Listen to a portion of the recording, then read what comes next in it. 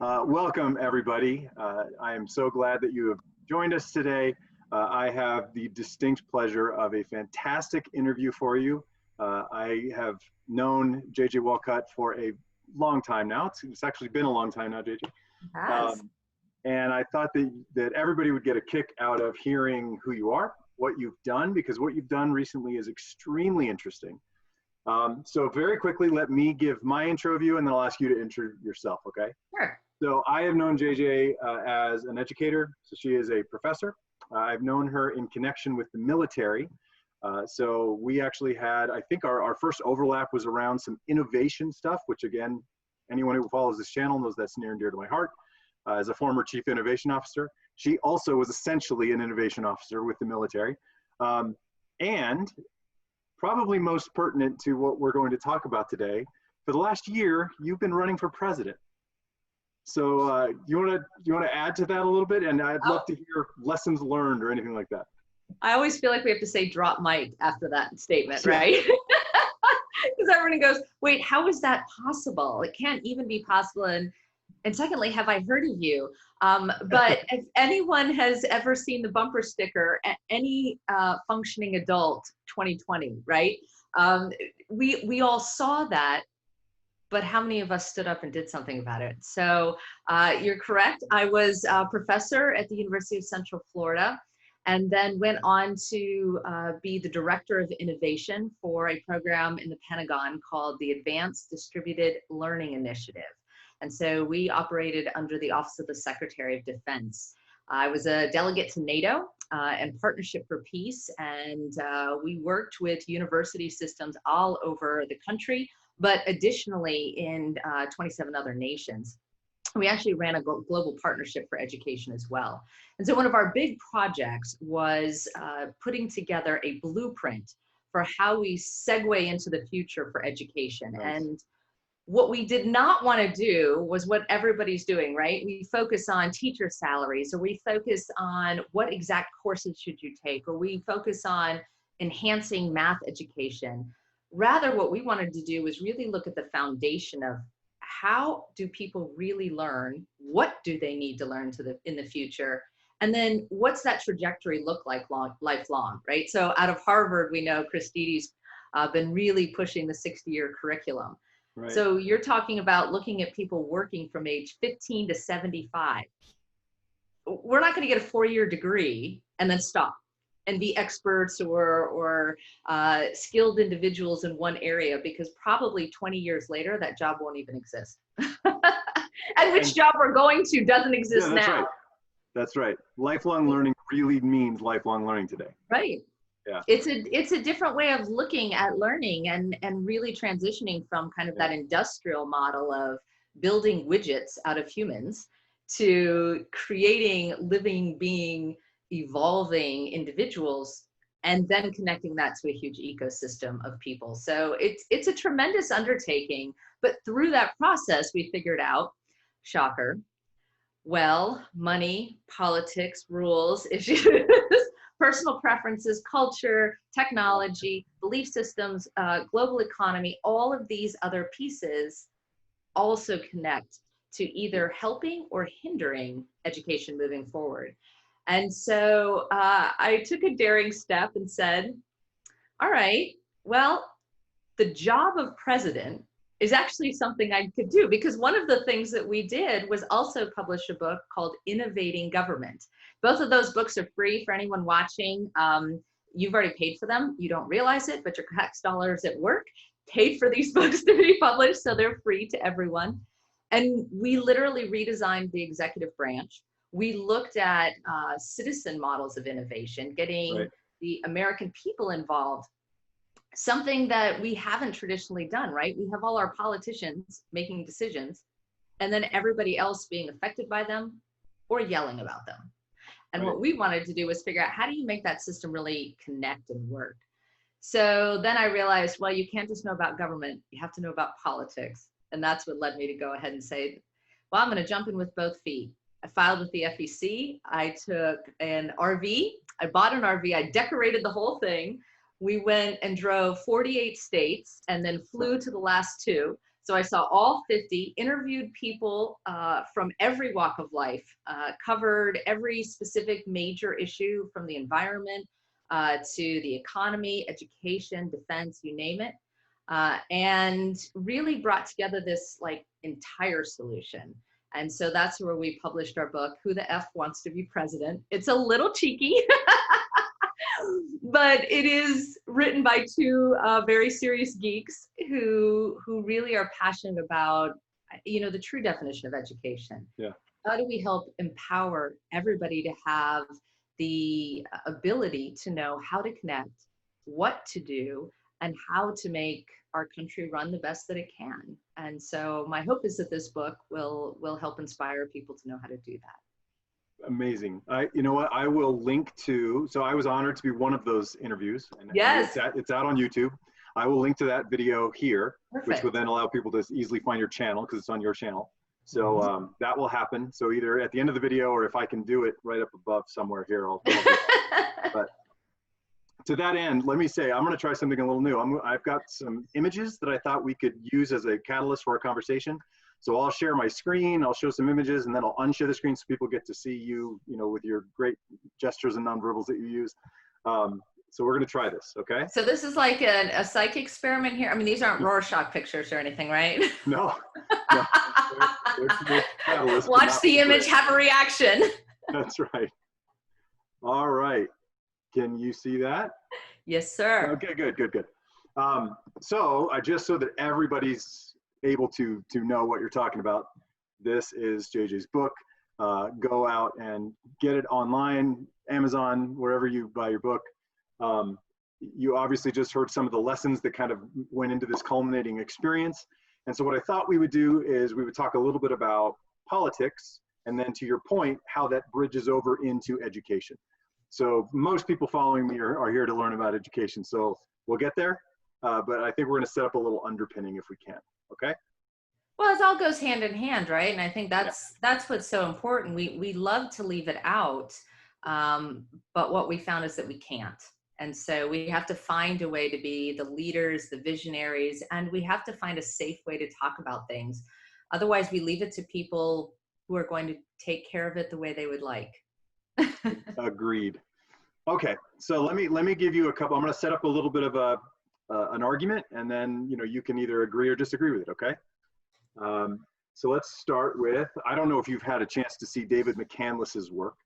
He is a visualizer. That is basically his job. He's out of Great Britain, but this was the first thing I saw, gosh, 12 years ago. He scraped Facebook to determine when people break up with other people, and then visualized it. So it's very clever, very clever. Notice that people get through Valentine's Day, but they do not go up to Christmas because they have to buy a present. So he loves visualizing data. The spring cleaning. yeah, that's right. That's right. So he loves visualizing data. Well, he's got a fantastic new book that includes a lot of visualizations, one of which has to do with American politics. Yeah. And what looks to be a mirror is not at all a mirror. So obviously people are going to struggle to read this. They can maybe hit pause and read it if they want to, but check out David McCandless. You can find all this, it's free. But in terms of this particular image, it really is a polarized experience that we constantly hear about. And at the same time, we also hear about the extremism that is evolving.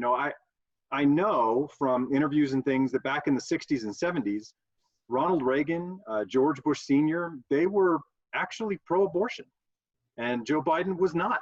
He was anti-abortion. Mm-hmm. And things have sort of polarized again and gotten more extreme as people come into these political conversations. And then they start saying, well, if you're going to pick that side, then I have to pick the other side, and I'll be equally as vehement about it. At the same time, I have heard a story, and this will set up the question. We know people, at my age, I know more people than I'm surprised sometimes at how many people I know. But a person who is in Congress said this story. I'm not going to say who, I'm not going to say which party. But basically, a person who is either a House member or a senator said, this is how it works these days. My job is to raise money. That's all my job is. I raise money. Let's say that I need $250,000 to get reelected because I'm in a seat that's pretty safe. But I raised $3 million. Well, that 2.75 million goes back to the party.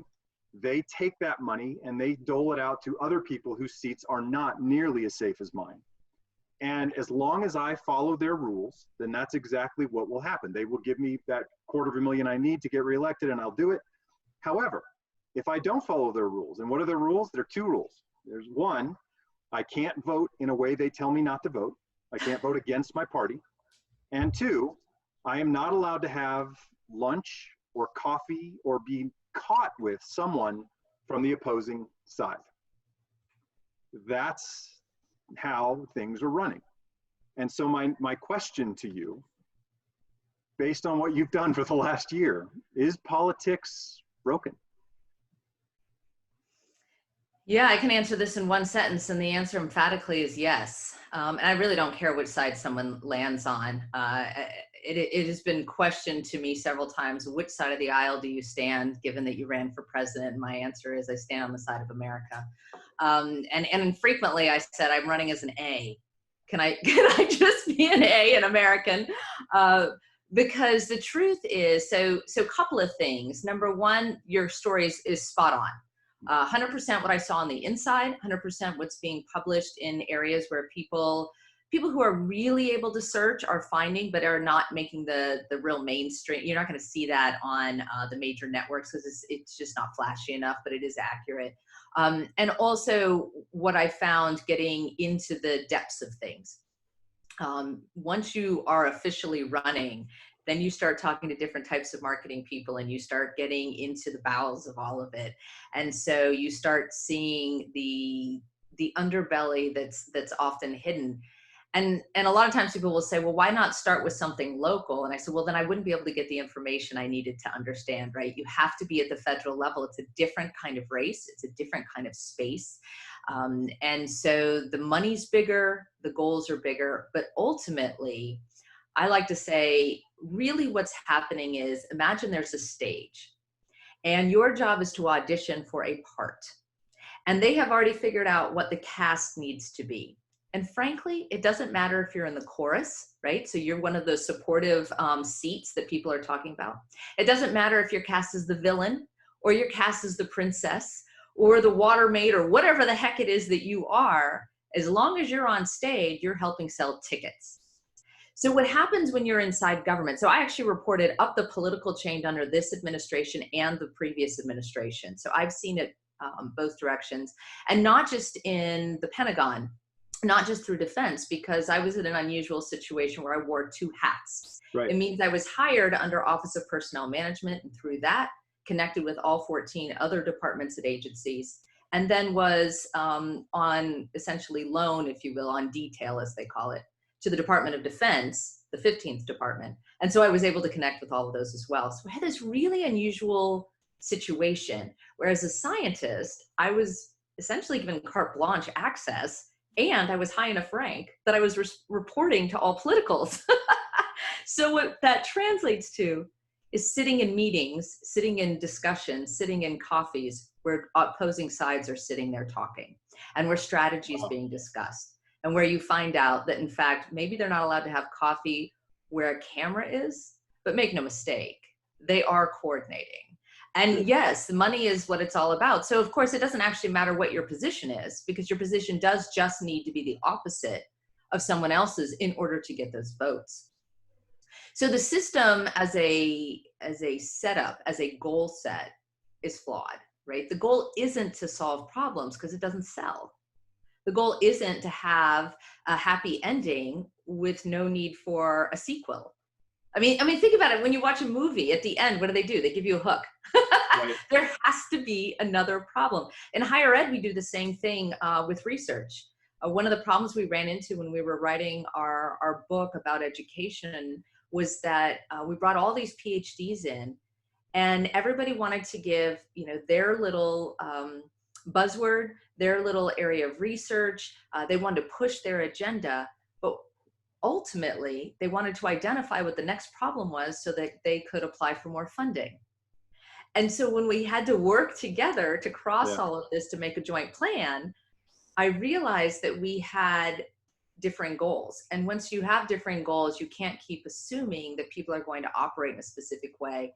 So when you are complaining, whether that be through letters to your senator or through phone calls or marching or Facebook, whatever it is, recognize that the person receiving it is looking at it from a perspective of, does that increase or decrease the amount of money you will donate?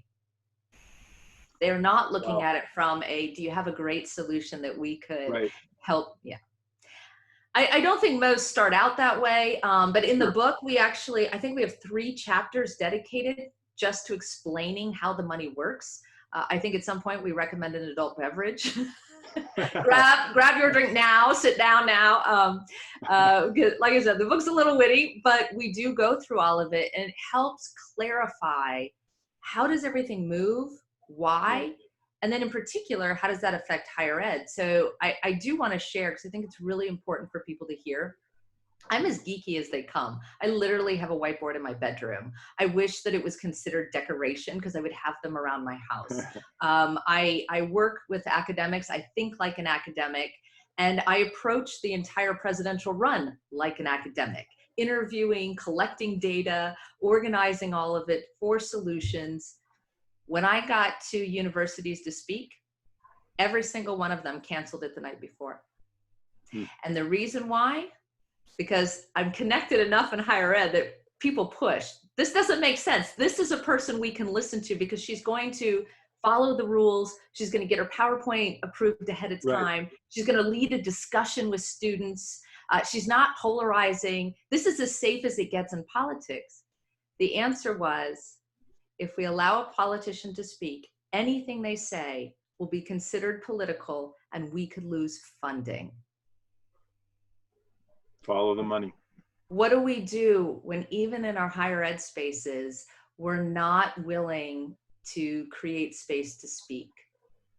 And if you won't let me speak, it goes downhill from there, right? And how ironic is that, with the tenure system, which was solely designed to let people speak, right? And not be fired for something controversial. And oh my goodness. JJ, I also think about, this week it came out, something near and dear to our hearts. I know I've talked to you about this before. The fMRI results that we've seen over the last decade, and this was reported by someone who's really trying to push fMRI results, basically said they may not be valid at all, that they can't replicate it, right? So we have a solution now. Like you said, what's next? Well, no, let's stop and make sure this is actually a solution. But we don't replicate stuff in higher ed, right? We don't replicate research. It's on to the next thing, on to the next thing, on to the next thing. Oh my goodness. Yeah, I mean, money is a really serious issue. So recently, what we've kind of done through this project is collect brilliance, if you will. And make no mistake, I would not suggest that just because you have a PhD, that qualifies you as brilliant. I found amazingly brilliant individuals who have had no higher ed experience at all around the country. And so really it's about citizen ideas. And we coined the phrase the other day, because I thought, why do we keep doing this? Why do we keep beating our head against the wall? But I think we're ultra thinkers. Think of like an ultra marathoner. There is literally zero reason that anyone should be running 26 miles. It's bad for your body. No matter who you are, you're having to push through it. And then you take that next step and you become an ultra marathoner, where you're doing multiple marathons in a couple of days. Okay, now we've lost all sense. But there's something that drives people to do that, right? They want to feel this is a challenge. It's incredibly huge to try and tackle. It's nearly impossible to achieve. I'm going to wear myself out completely. And then 3 weeks later, I'm going to come up with a new one. Wow. Yeah. So I think that's part of people who are academics. We're always looking for that next challenge. Yeah. That's right. And I think that actually can be positive. It's just a matter of figuring out how to channel it. Yeah. Okay. So I think we are in agreement. Politics is broken. Let me share my screen. Yes. With that being the case, it used to be that you could go to the news and you could, as a lifelong learner, you could get information from the news. This particular visualization is just the continuum of liberal to conservative. And unfortunately, it seems most people only get their news from one side or the other side, not a scattering amongst this, and not really from the middle. Most people are on one side or the other. And that leads to a tremendous amount of confirmation bias, right? You surround yourself with information that you already believe to be true. And so those, those things come out in all kinds of cognitive biases and all kinds of fallacies in reasoning. And it is a psych test. You brought in Dunning-Kruger. Yeah, that's right. Well, I love this little cartoon that says, I've heard the rhetoric from both sides. Time to do my own research for the real truth. I find the first link and I go, jackpot, I knew it, right? And so as a result of that, we've got, again, people on both sides that are really kind of telling people what to think and what to believe. And unfortunately, it seems we've got a lot of people who are taking that information in as if it is true. And one example of that, and I realize this is going to be on one side, and I hope this isn't offensive, but there are people who we've seen an increase in COVID because people watch certain shows. And I think that's unfortunate. We have created this republic of people who have two arguments. The starting argument is, yeah, huh, and the rebuttal is, nuh-uh. And unfortunately, that's not terribly credible, and that's not terribly logical. Or, you go back to Aristotle, it's just passion. It's pure passion. No credibility, no logic. And so my next question to you, is the news hurting us? So first, I have to cover the first part, which is the analogy I tried to give to people. And I share this all around the country, which is why I think I had no trouble ever talking to any side, right? Anything I did, any kind of public showing, I always had multiple sides present because I think it's really important to facilitate that. And what I uncovered, because again, I was on the inside, right? So I was hearing stuff inside of politics. Now, maybe not in all of the campaigns, but you might be pretty surprised where you can reach. And of course, I was on the inside, being on the inside of Pentagon and sitting at the NATO table and talking with the generals overseas. Believe me, I heard quite a bit of information that isn't making it to the public. And so what I started watching as I compared what I was experiencing on the inside and what I was seeing on TV was that those who are speaking on TV, it's not just that they are giving their own opinion. They're giving their own opinion on extraordinarily small amount of data. In other words, they don't actually know because government folks are not allowed to share. We were actually on a 30-day tweet cycle. What does that mean? It means that we had to have a whole committee of people that would review every single tweet that we may release, and you were required to wait 30 days to release it. Wow. So do the math on how many people bothered to tweet. Do the math on how many people were willing to share even with their neighbor anything that's happening on the inside. And then figure out, does anyone have this cross swath of information that I was being exposed to? Anybody in their own department, in their own room, in their own cubicle, right, is only getting a teeny tiny bit of information. So to bring the full circle to my point is, imagine we are dealing with a 5,000 piece puzzle. The far right gets 5 pieces. The far left gets 5 pieces. Who can make sense of any of this? This is that classic, I select E because I don't have enough information to draw a conclusion. So the problem really is you can go and read both sides and together you get 10 pieces of a 5,000 piece puzzle. Great. You get representation of probably 5 to 8 colors and draw the conclusion it's a rainbow or a turd. And in neither case are you right. The picture is far more complex. There's lots more going on. But literally, no matter how vested, intentional, and educated you are, unless you walk on the inside, it's hidden from view. And that includes to our commentators. So you're watching essentially, in the Muppets, where you had the 2 guys sitting up at the top that were watching and giving their opinion. That's the right and the left, right? They are the ones holding the mic, giving the commentation about what is happening on the stage, creating a full circle show. And we pay to watch it, right? We like to see someone review the situation, but they're no more knowledgeable than we are sitting in the peanut gallery. Oh my goodness. Okay. All right, so let's take it then to the next level. If we can't necessarily trust the experts, quote unquote experts, that are out there, then that means that we are either going to follow them anyway and be led astray, or we're going to follow nobody. And you know, I don't know if you saw this. More in Common released this information in 2019 that said that there's this, you know, perception gap, and that people who don't follow anything tend to be those that don't have as much hatred for the other side. Whereas people who follow the news religiously tend to find that they have less in common with people, or at least they perceive they have less in common with their neighbors. So if you're following yourself, well, most people don't realize they're also actually having a red side or a blue side when it comes to even how they get entertained. The comedians that they watch are on one side or the other predominantly, and therefore really still speaking into what you believe. But that has really resulted in what I call a credibility crisis.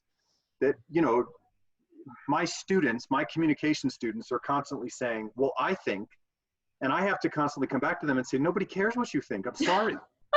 You're 18, you're 19. You don't have enough life experience. But we've got people who are saying, you know, astrology is real, the earth is flat, you know, all these crazy things that are out there. I hearken back, and I think you and I had this conversation when we talked in Boulder.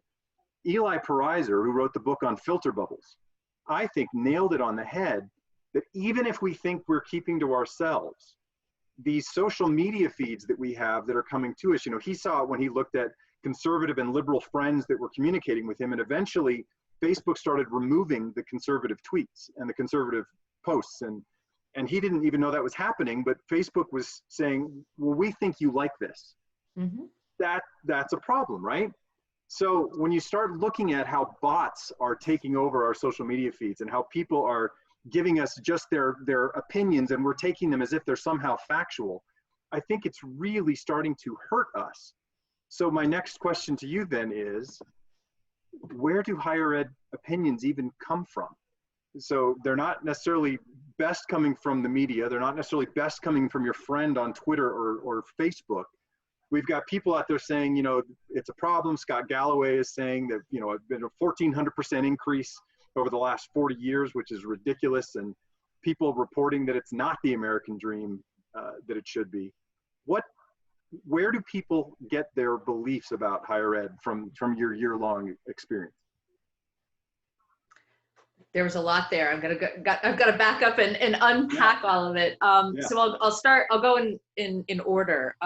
First being, one of the things that's really interesting about the platforms, again, approaching the candidacy from a scientific perspective. What did I do? The first thing I did is I grabbed the two platforms and compared them. There's actually about a 76% overlap. And the true differences lie really only in social areas, abortion, and then same-sex marriage. Largely, at least at what they profess, is the same thing. Everybody wants good healthcare. Everybody wants to have good education, have a job, etc. Right. How they go about doing it may differ, but ultimately the goals are very similar. So then I started breaking it down further and asking, do we really need parties? I mean, people keep talking about this. Do we have to have this back and forth as a necessity? And to your point, it's not just that you get information from one side or to the other, but that your entertainment is different. Well, why is this correlated? And what that gets into are personality differences. And so then that drives us to looking at arousability differences and central nervous system differences. And then you start looking at, well, what is it that's driving people to want change in one direction and driving people to want change in another direction? Because if I talk to them, and again, not terribly polarizing, I listen, smile, nod, and, you know, open a beer with anyone. So we get along just fine. Once people came down, I found they overlapped all the time. There was far more agreement than there was disagreement. And so what I came to was that, number one, nobody wants to be controlled and told what to do. But in which areas might matter, right? Don't tell me how to spend my money, or don't tell me what to do with my body. At the root, it's the same thing. Don't control me, right? It's just a matter of which one we emphasize. And then you start looking at, some people feel better when there are very clear rules. We know if I know what I need to do and I do it, I will be successful. Yeah. Some personalities fit very nicely in that space. Other people feel controlled by it. Don't give me parameters. Allow me to explore my environment as I see fit. Neither of these are wrong, but they actually, when you break them all the way down, come down to a fundamental biological difference in people. And when that's the case, we ain't changing it, right? I mean, that's the punchline, is that this is here to stay, not because entirely someone's invented it, but rather that the separation and the way this is set up is actually in reaction to human beings as we are. And so when you start to look at it that way, you stop trying to wrestle it and start trying to figure out, how do we get the discussions to happen, right? Yeah. Second point, you say, well, now we have this problem where all this information is coming in, but there's a lot of bias to it. It's not oftentimes focused on real facts. And then we've actually socialized the belief that you can have any belief you want. Accuracy doesn't exist. And I know we joke about it's all perception, but we've gotten to a point where we actually believed that. And that's different, right? And so, funny story, I think it was about 2007, I applied for a big research grant with Department of Ed. And essentially the punchline was, social media is going to explode. With it is going to come so much data and information that cognitive overload is going to occur. Emotional resiliency is going to be tested. And we're going to create an entire society that's essentially lost. They don't know which direction to go. And what they're going to do is what we know what happens when the brain is overloaded. They're going to go after what they know, who they know, where they know, right? Those are not technical terms. I can give you the technical terms. We'll stick with the general terms, right? We're going to do this. And they wrote back and said, well, we need to do the basic research first. I blew my mind, because I said, in military, we've been studying this stuff forever. We know how to train resiliency. We know how to empower people to digest and filter information. But it was rejected. And now I look back and go, wow, really? If only. Because, well, it's impossible for the human mind to digest as much as is coming to us. And so the fact that we are relying on our natural tendencies, and that our personality differences are also playing into it. And then you add technology's ability to read you and build you into the direction that you're already somewhat feeling driving towards. This is predictable. This is not shocking. And so the question starts to become, what do we do about it, right? How do we do this? Because now we've gotten ourselves into a real problem. People don't trust. Right. We have really lost trust. We've lost trust in our scientists. We've lost trust in our fellow Americans. Pew Research put out a study that said 50% of Americans on both sides physically fear the other. Wow. Right? And then you start looking at politicians. I want to, don't quote me on this one, but I think it's about 29% trust rating. So incredibly low. Scientists are up in the 80%, 85%. Now that may have come down since we were studying this, but that was part of my point to everyone, was we have to put somebody into politics who frankly isn't a politician. Yeah. And who's there for not the right reasons that you put on TV, but literally has the change-making skills, the ability to problem solve that we preach in higher ed. But what's happening with regard to higher ed specifically, as a last question, where is everybody getting their information? It's starting to come from the gut. Yeah. Do I feel like higher ed is supporting me and my beliefs? Or is it one more institution that's trying to control me through information? And we'd like to say that we're entirely open, but higher ed, by and large, tends to be more on the liberal side. And there is a fair amount of, I agree with everyone and want to listen to everyone so long as they agree with everything I say. Sure. Because I've studied this long enough to have the facts. Right. that's dangerous, right? We Yeah. really, we have to continue to listen even when we don't agree with someone's position. One of my interviews is with the president, CEO, CEO and secretary of Phi Beta Kappa. So that's the honors group Yep. for higher ed, for anyone who's not familiar.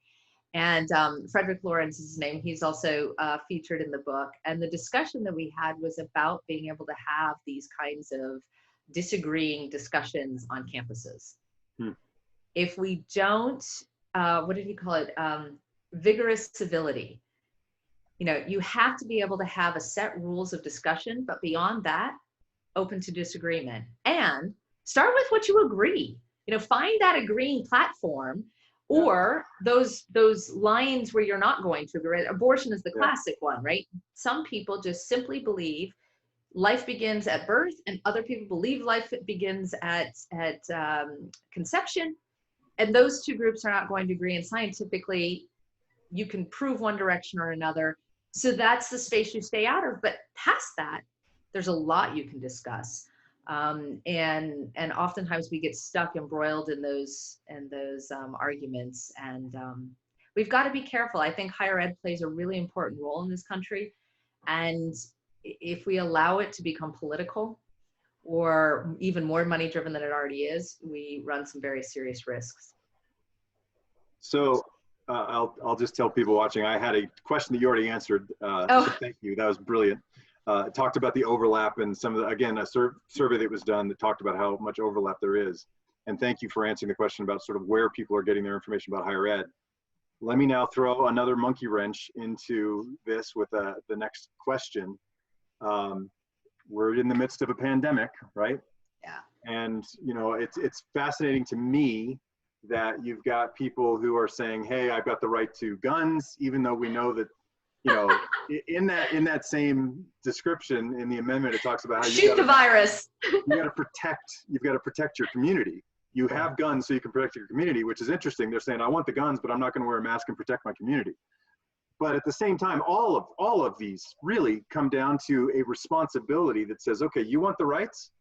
The responsibility is, in the one case, you protect your community. In one case, it's that you be educated, that you don't just come to the table with your opinion, that it actually has meaning. You know, and I think, again, to conversations I know you and I have had around critical thinking and what those hallmarks are, you know, being curious, looking for the oppositional side, identifying your own biases. And again, I don't know that people are doing this. And we've got books, including your book that came out prior to the one about being president, that talks about how people learn, that really talk about bias. And I think, you know, what scares me is the book by Brian Kaplan, The Case Against Education, that says we're not teaching them critical thinking. We're not teaching them problem solving. People are not leaving education with these things that will then help them be better citizens, that will help us, you know, in the political process and everything else. So my next question to you is education the right lever? Is it a significant lever, or is it losing its ability to do that? I think it is absolutely the most important thing we can provide. No kidding, after the election, I called my closest contact at Department of Ed and said, this is our problem to solve. And I didn't mean that people voted one direction or another. What I meant was that people voted without the ability to determine fact from fiction. And wow, right? It's concerning that we are not setting up our citizens for success. In the Pentagon, I said, we have got to, you know, a lot of people don't realize how money works in government, but essentially you are given a stack of money and told to spend it wisely under an umbrella term. So our umbrella term was modernized learning. You could do anything with that, right? We could have bought computers for K-12 classrooms. We could have run a training exercise for military. I mean, there is no direction given to you. And what we decided really needed to happen was that we needed to have this foundational plan of what are the steps we need to take to actually change the culture and the focus of what it is that we're teaching, whether that's K-12 or higher ed. But of course, all our money comes through Department of Defense, through the Pentagon. So I had to go into the Pentagon and argue this point. And, you know, when you want to talk to them about educating 3-year-olds, let me just tell you, you're old white male political under this administration who's looking at you going, I'm sorry, you want to talk about early childhood education? I'm not seeing how that pertains to lethality. But this was the argument I gave, and I kid you not, it took me 3 minutes to win. I said, I can make you any training you want. We can do any study you like. I probably can tell you the answer before we even undertake it. If we don't have people who are ready for life, they're not ready for advanced military training. We have a 29% eligibility rate right now in our country, meaning only 29% of our young people are even eligible for military service. And of that number, very few are willing to even participate. And the problem is that from birth to age 18, we are still using an old model. And in many ways, it's easier to create a faster horse, right? It's so much easier to say, well, this is the model of the horse, and we're going to change out the saddle, or we're going to change out the feed, or we're going to change out the shoes, or we're going to change out the reins. Everybody can understand that. But the guy who comes in and says, why are you still using a horse and buggy? This rocket ship that we've been coming up with takes us to the moon. And everybody's, why do we want to go to the moon? Well, our horse works fine, but it doesn't work fine. And it's not setting up our citizens to be educated thinkers, to be curious, to be excited about learning, to be ready for jobs of the future, and to compete globally. And if we don't take care of that, we're going to get hit. To quote one of the interviewers, who was the former Assistant Secretary of Defense for Readiness. So this is the guy that's in charge of ensuring that our entire military, all branches of military, are ready for anything that comes our way. And his answer to me when I said, sir, are we ready? He said, in a word, no. I thought, well, he didn't mince words. I mean, usually they beat around the bush a little bit. But no, and this is across every echelon in our country. And to me, K-12 and higher ed are the absolute places where we can make a difference. And yet we're still in many ways dealing in our own politics, right? Maybe it's not right and left, but it's which professor or which area of study, or do we go data driven, or do we go by cultural observations, or, you know, how do we approach the problem, or what's my particular area of interest and my buzzword that I'm trying to promote versus yours, because now we're competing over research dollars. We have our own form of politics. Yeah. And it's causing an issue. So I want everyone that's watching this to know, JJ did not know what I was going to ask her. I gave her a basic sense of the outline, but good grief, you set this up perfectly. I want to share with you the next thing that I've got. You know, I think about those cigarette execs that stood up before Congress and said, we did not know, and we now know that they did know. Or the same thing with Exxon, you know, we did not know about global, well, yes, you did, we can prove it. And I wonder, in that same vein, you know, I think about this quote from George Siemens. Do you know George? Have you met? No, the original creator of the first MOOC. Oh, right, yes. Yeah, but I don't know him personally. He's out of Canada. He's now, I think he's still at University of Texas, but he said this: I wonder when it will become illegal to teach by lecture. No longer worthy of the placebo effect in experiments, the mounting evidence is so clear that active learning strategies are better in every measurable way.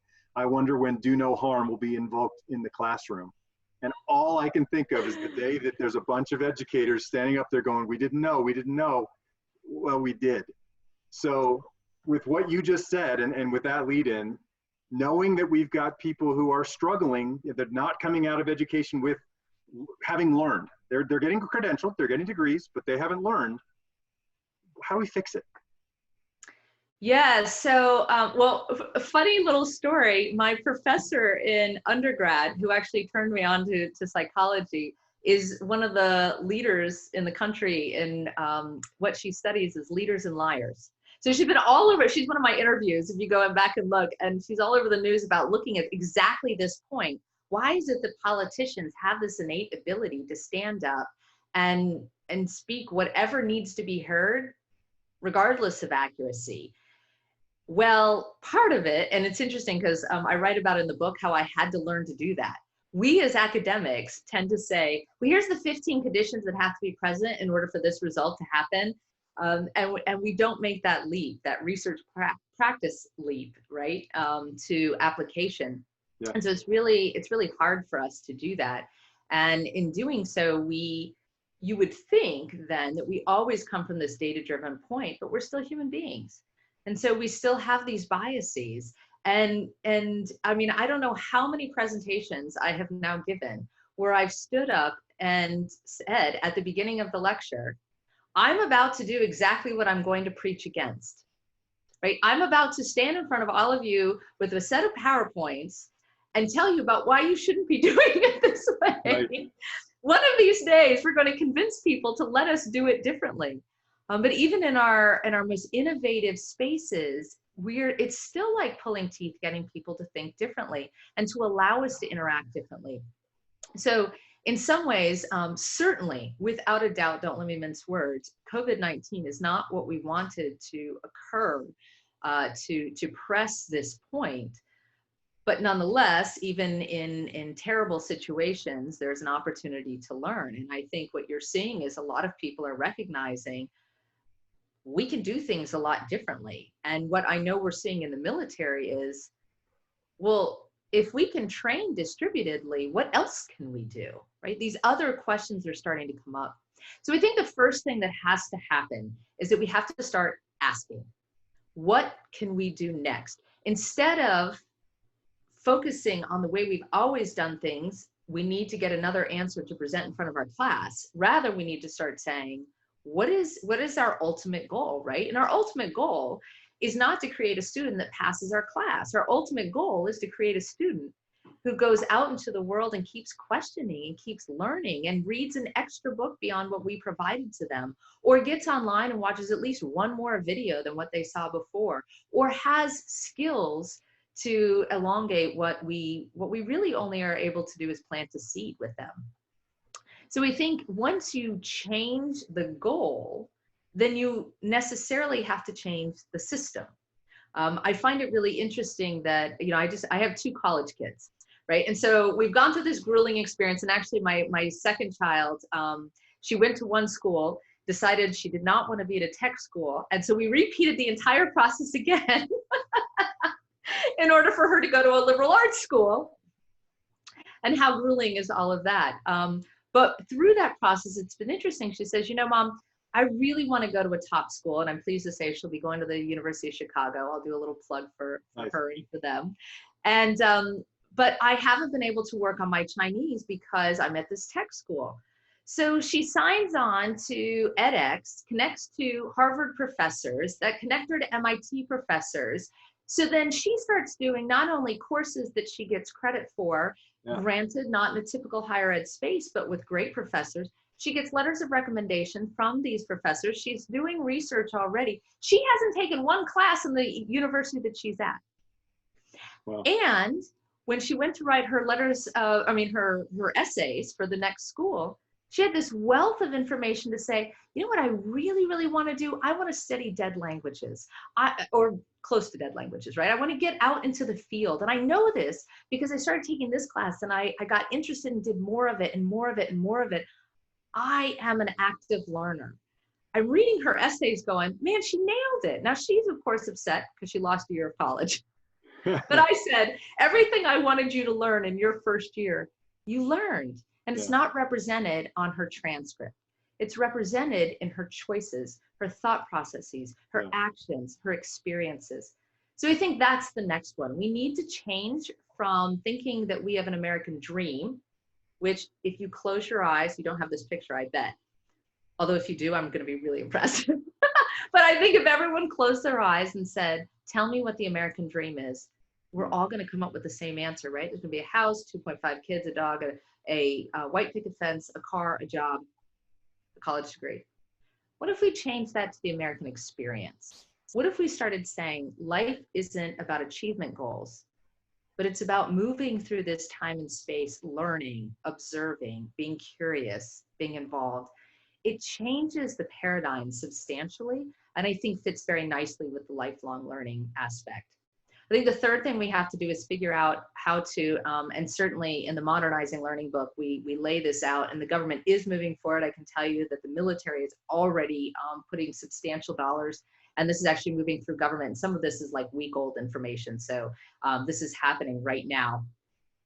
And what the goal is to create a digital backbone sharing information about people. Right, so you have to be really careful because we have to observe privacy laws and make sure that it's all secure. But instead of just looking at a transcript that says you got an A or a B or a C, tell me about how you worked in teams. Tell me about what you're interested in. Right? Tell me. I don't really care if you learned how to speak Chinese by reading a book, or you learned it by going to a cafe with a bunch of friends who are exchange students, and you figured out it was great to learn some of their words, and from there you kept learning. Doesn't matter. Little known fact, I'm fluent in sign language. Do you know why? Because in 6th grade I got hammered for talking too much. So of course, instead of stopping talking, I switched to my hands. And I became so interested in it that by 8th grade I was volunteering at the local elementary school. And in fact, when I got to undergrad, I said, I want to study communication. And my PhD, my dissertation, is on social and emotional development of deaf children. I took this one moment of getting in trouble in my science class all the way through grad school. It doesn't matter where these influences or these passions come from. It matters that we recognize what you learn from it. And so we need to give credit where credit is due. If you're a single mom and have 3 kids, I am convinced you are superhuman and you have skills that don't show up on a transcript. Right. How do we as educators think about giving credit for that? How do we recognize that somebody doesn't have to go through the same pipeline of 4 exact years? How do we need to not be a time-based system, but a competency-based and experience-based system? So I think those would be the first starting points, right? It's really culture change, ask a different question. It's think about things differently and give credit where credit is due, and then start connecting them and recognizing, hey, we're whole people. We aren't just our degree. Thank you for the nod to the Carnegie unit. I said when my daughter was born, and she's now 12, I said by the time she gets to university, I hope to eliminate the Carnegie unit, and I don't think it's going to happen. But I'm so glad you said it, because I think more people need to be saying it. I do have one last picture, and believe it or not, it is exactly what you just. I'm totally kidding. It's not. I wish I was that good. Oh, that would have been really. I would have been really impressed. Yeah. Well, it may be your American experience. In fact, I think it's fair to say that it is. How about that? Oh, there it is. Yeah. So yeah, I mean, this is a trip right here, right? This yeah. You read this book, you will go on a tour of the country from every angle. And right now we can't do that, so live vicariously. Well, to that end, during quarantine, I don't know if you watched a lot of YouTube videos. We watched a ton of them in our house. One of my family's favorites is Hot Ones. It's this brilliant show where this guy interviews people while they eat progressively hotter hot wings. To the point where they're crying and their defenses are down, so they're answering his questions that they wouldn't normally answer. It's quite brilliant. But at the very end, it's really funny. At the end, he says, you know, you've made the gauntlet, you made it, congratulations. So here's what he does. He says, pick a camera and just tell the people what you're doing. And so I would love to give you that same opportunity. If you had been president, if you had a magic wand, blue sky, whatever, what would you do? And what are you doing? What's your next step? I think I'd love to know, and I think people who are watching this would love to know. If I were president for a day, the #1 thing that I would do would be empower our citizens. So I know that sounds cliche, but I say it backed by an enormous amount of data. And the punchline really is that we are a huge country. And our diversity, and I mean diversity in the true sense of that term, not just skin color, I mean it in background experience, lifetime age, where you grew up, what you know. It is absolutely the strongest point in our nation, and we're not using it to our advantage. And so what was so fascinating was to talk with people. I mean, I stayed in RV parks, right? So I'm talking to professors during the day and innovators, and then to anyone in the bar or anywhere at the RV park or anywhere I'm walking around or anywhere I'm presenting. And so we had this really interesting cross-sectional, essentially a review of our country and our people.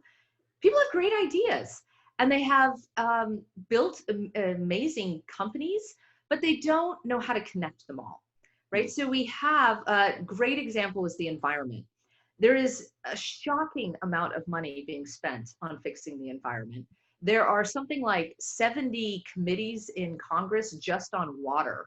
I dare to ask who's in charge. And there are then all these NGOs, non-governmental organizations, that have a brilliant ability to convince people to volunteer their time. So we have human power, we have money power, we have legislative power, and yet we can't solve the problem. Why? Well, because at the end of the day, we haven't coordinated those efforts. So from my perspective, I know, again, I say I recognize it's a cliche to say empower people, but I think when you do it with intention and you do it through connection and creating that ecosystem and recognizing, lifting up, and highlighting the innovative ideas that we have, for way less money and way more success, we could actually make change. One of the things that I did, if you look at the Innovating Government book, in the appendix, I list all the innovation programs inside government. I think there's 179, if I'm correctly remembering. 179. Have you heard of one? Right. Most people don't know one exists. Right. And each of them is working independently, so they're not coordinating their solutions. There are many solutions that overlap. Right. Many of them reach out across the country, but again, don't necessarily share that data. And so these mechanisms exist, and the money exists, and the programs to oversee them exist, but we haven't had an executive officer, a chief commander, a president, who understands problem solving in that capacity. That's what I would love to do. In absence of winning, we're doing it anyway, right? So I started a strategic design company. I'm running my podcast called The Nerdy Truth. We've put out this first book, and we've already decided on the title for the next book. Right. And we are connecting to innovators, big thinkers, my ultra thinkers, as I call them, trying to collect brilliance and say, how do we start self-coordinating? You know, if we leave it to the politicians, who are essentially actors selling tickets to a show, we will continue to get a show. But if we take the reins and start saying, you know what, we can build the rockets ourselves, we can come up with these solutions. Higher ed has an enormous opportunity because you are building the next researchers, engineers, thinkers, and doers. Use that time while they're there to inspire them to be those citizen innovators, because that's where the real power is. And so it was very interesting in this 4-year research experience of the presidency. I come all the way back to the Constitution of we the people. Very nice. And I did not plan that. That was lovely. I also got to say, you know, I'm a big fan of connection. That's my thing, right? Connecting things. I think it's interesting that when you interviewed me in Boulder, Colorado here during your tour, I think the big theme that came out of that, I suggested we need an architect. Yes. And I love that you just said, if you could be president for a day, you'd be an architect, and that you would be that person that makes sure all that stuff happens. And I think we need that so desperately. That's lovely. I'm so excited to hear that you're doing all this stuff. We do, and and in fact, that's the part that made the book was your discussion. I don't know if you've had a chance to read it, but for any of your viewers, that's the part that we really highlighted that Jeff brought out, was that we do need this architect. But remember, in order for the architect to be successful, you know, imagine a web. You need all the nodes, right? And that's what all of us need to be, right? You need to be your brilliant self in your community, whether that's in higher ed or in your personal community, and then hope that that connection makes, you know, the other connections happen. And that would be a great positive use of social media. Yeah. We're not there right now. We're still in the cathartic stage of development. I am, after all, a developmental psychologist, right? So Right. I look at this and go, okay. So we're all, as a nation, we're about 18, trying our hardest to get to 25, healthy and ready to go. So right now we're getting it all out. But these solutions are going to need to, come to the surface quickly. And we're going to need everybody to pull together and take action. And so one of the punchlines and themes that we have in our marketing is I joke about marketing because as an academic, I don't understand it at all, but we're trying. And so marketing to me is really marketing the idea, not so much from a monetary perspective, but we're trying to say you're bigger than your vote, right? At the end of the day, I think everyone knows, at least I assume everyone who's watching your show knows, you are given two choices, right? You're not given an unlimited selection of people across this country to vote for president. You're going to be given two, and those two are going to be pre-selected for a variety of reasons, largely having to do with money. And so it's easy to get frustrated by that. But once you start looking at all of, imagine the iceberg, and that's just the tip, all of the rest of it is where you have a lot of power. Exercise it. Yeah. Oh my gosh, Gigi, thank you so much. Let me put this back up so everybody can see it. Please go out and get this book, Who the F Wants to Be President? My Year of Living Politically, right? Yeah. Yes, you can get it on Amazon, and you can also go to our website at teamjjusa.com. Thank you. Thanks for your time. Thanks for your thoughts. It's so good to hear from you, to see you again. Just thanks. Always good. Always a pleasure. Thanks, Jeff. Yep.